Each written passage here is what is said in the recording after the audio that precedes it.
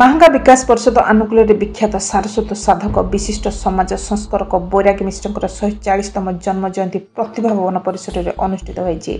Professor doctor Yudhishthir Khatua अध्यक्षतार आयोजित यह उत्सव में विधायक शारदा प्रसाद प्रधान मुख्य अतिथि भाव जोगदेते। से कहले जे केवल महांगा माटीर अस्मिता नुहे ओडिशार बृहत स्वार्थ जीवनव्यापी संग्राम और संघर्ष कर बैरागी मिश्र यह जातिर प्राण स्पंदन पलटि जाइछन्ति। विधायक कहले जे स्वर्गत मिश्र पूर्णायब प्रतिमूर्ति जन्ममाटी और भुवनेश्वर प्रतिष्ठा उद्यम कर।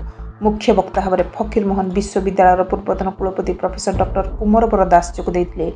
ओडिया जाति संस्कारक बैरागी मिश्र जीवनव्यापी समर्पित सेवा और त्यागर पट्टांतर नहीं बोली से कहिदिले।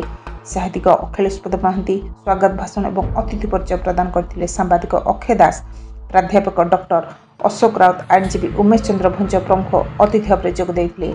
साहित्यिक देवेंद्र साहू, नारी नेत्री जाज्ञसिनी जेना, कवि भक्तचरण साहू, समाजसेवी अजय नायक, पूर्वतन सरपंच जितेन्द्र शतपथी, मनोरंजन राउत प्रमुख स्वर्गत मिश्र स्मृति में श्रद्धासुमन अर्पण करथिले। महांगारू अमरेन्द्र सिंह, ओडिशा मोबाइल टीवी।